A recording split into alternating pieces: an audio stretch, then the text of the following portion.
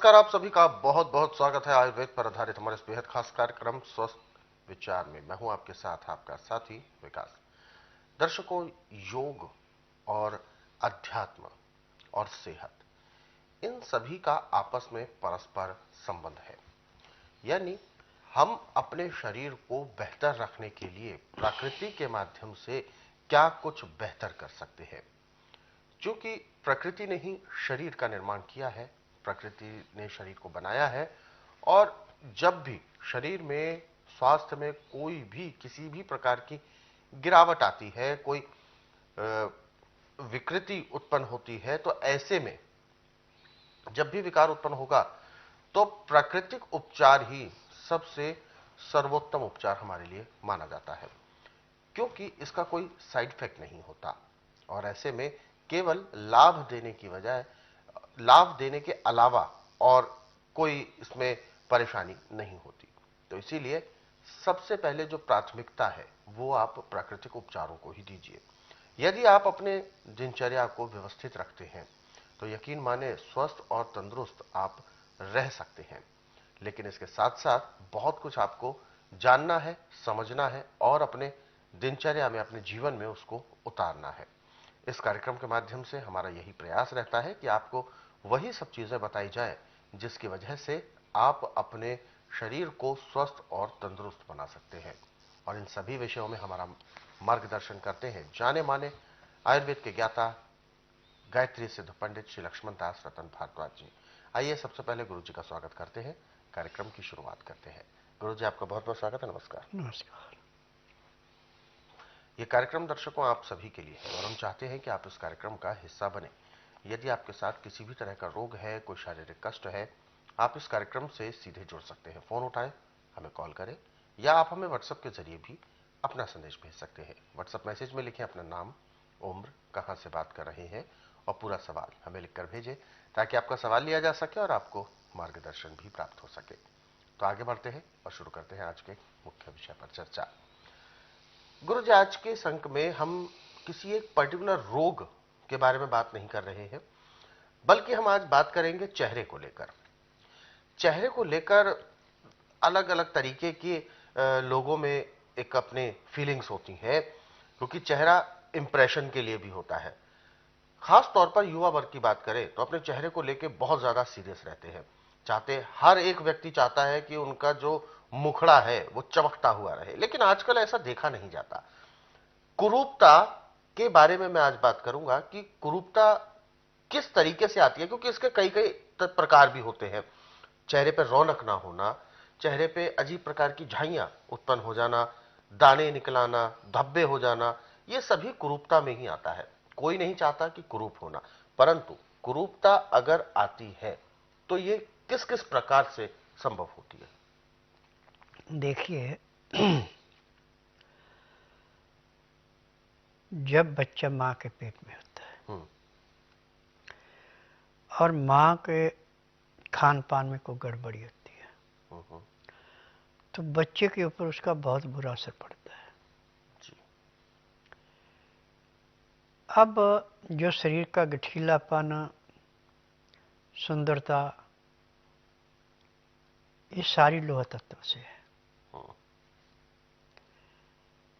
और जो हमारी गर्दन दाएं बाएं घूमती है, लचीलापन है, ये सोडियम से है। अच्छा।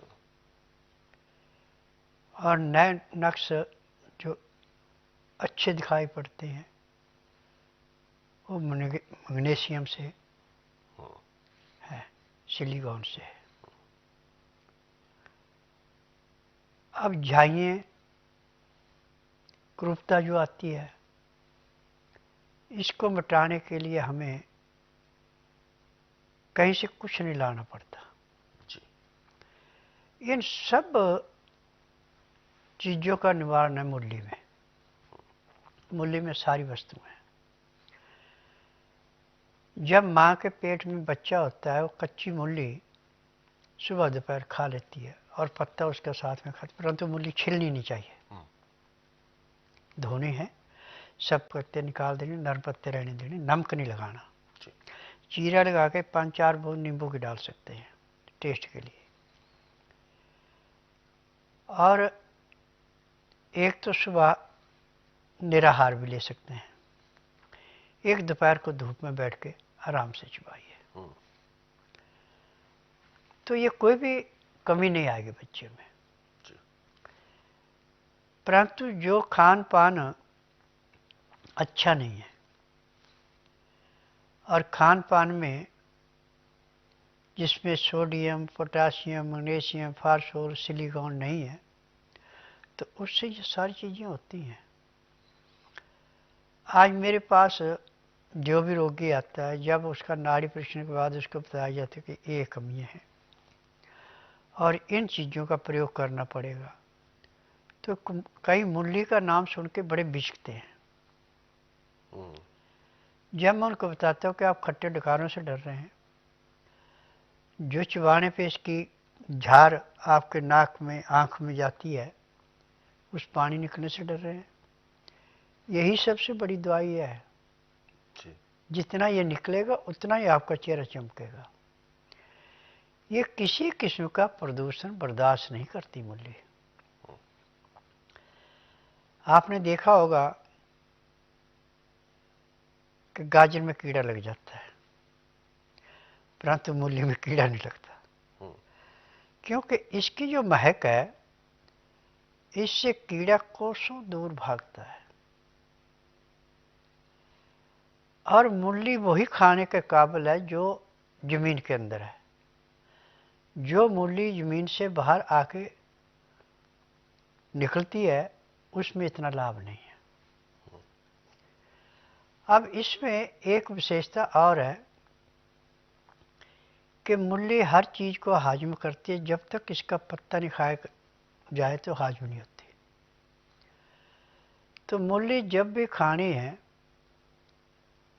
तो इसको धो के सख्त पत्ते निकाल दे, नर पत्ते रहने दे, उसमें चीरा लगा के 2-4 बूंद नींबू की डाल के इसको चबाएं अच्छी तरह। फिर 1 घंटे तक कुछ नहीं खाना पीना। आपको डकारे आने लगे मूली के, आपसे बर्दाश्त नहीं हो, तो आप थोड़ा सा गुड़ खा लो, आपको नहीं आएंगे।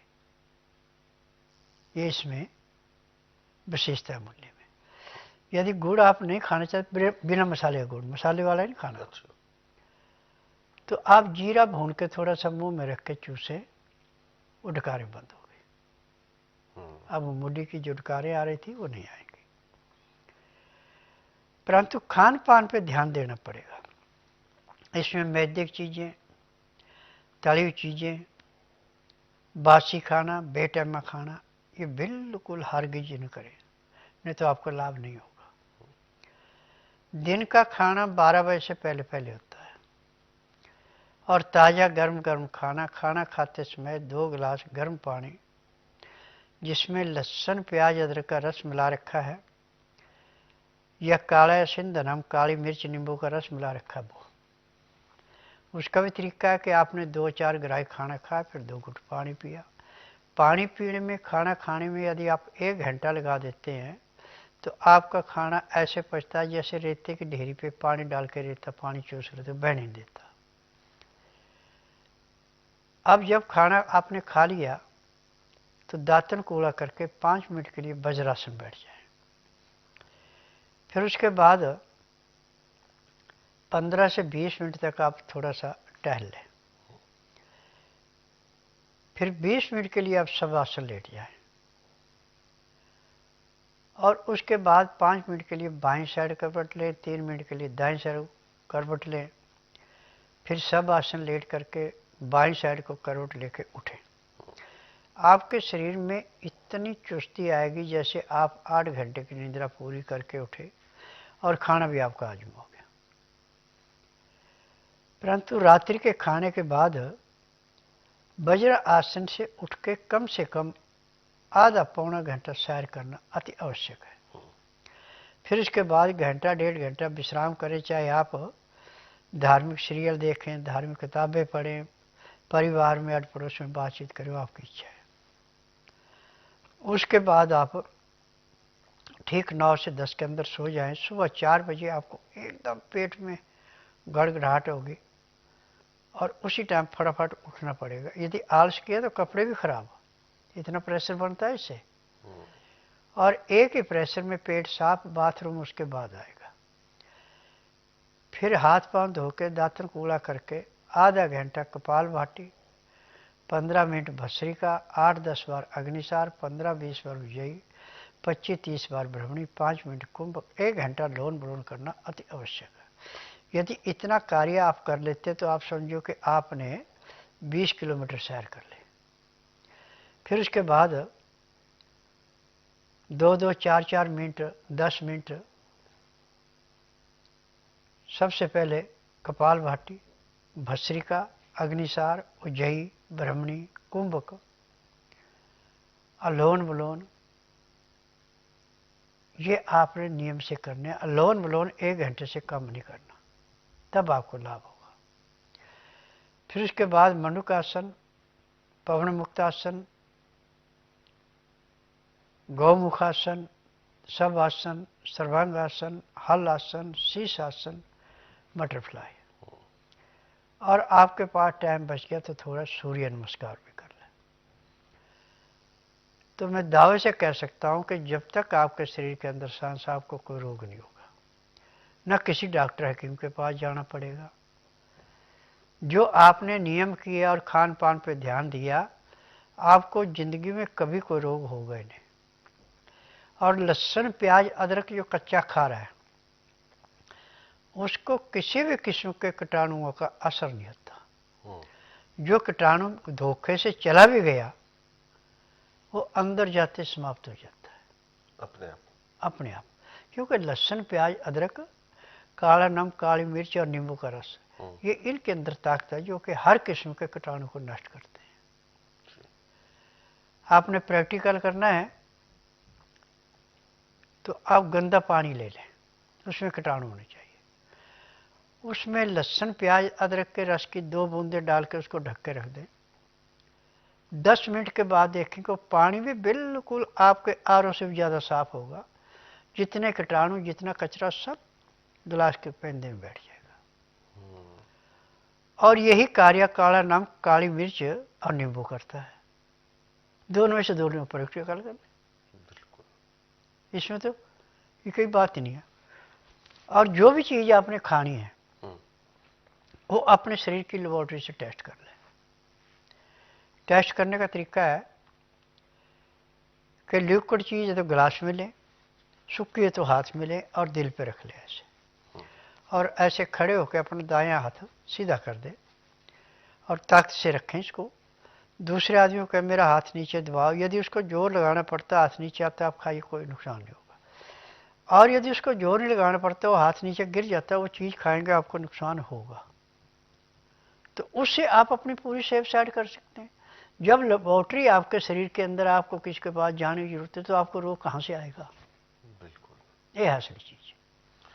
तो दर्शकों, ये जो हमारे लिए जरूरी एक तरह से हमारे मूलभूत आवश्यकताएं हैं, इनको तो हमें लेते ही रहना चाहिए, यानी अपनी दिनचर्या में ही शामिल करना चाहिए। अदरक, लहसुन और प्याज, और साथ में काली मिर्च एक स्वाद के लिए, काला नमक ले सकते हैं, नींबू ले सकते हैं, ये स्वाद अनुसार, लेकिन लाभ इनका भी अलग है।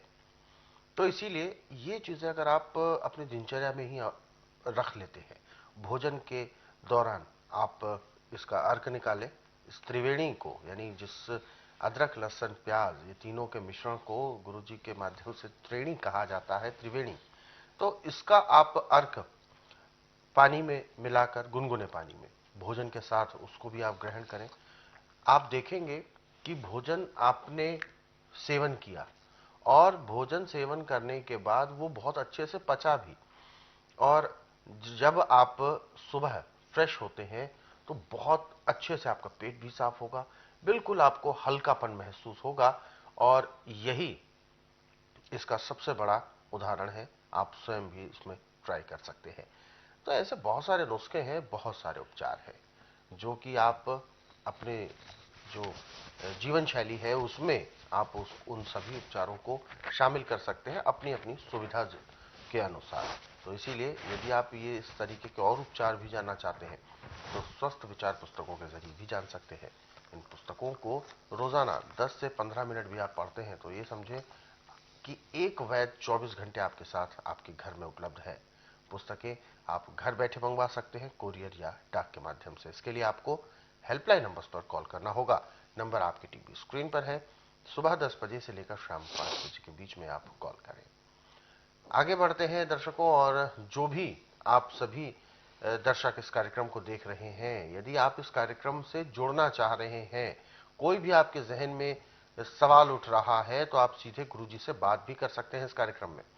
आपको कॉल करना है, नंबर आपकी टीवी स्क्रीन पर है, और या आप हमें व्हाट्सएप के जरिए भी अपना संदेश भेज सकते हैं। तो चलिए आगे बढ़ते हैं, और जो व्हाट्सएप मैसेज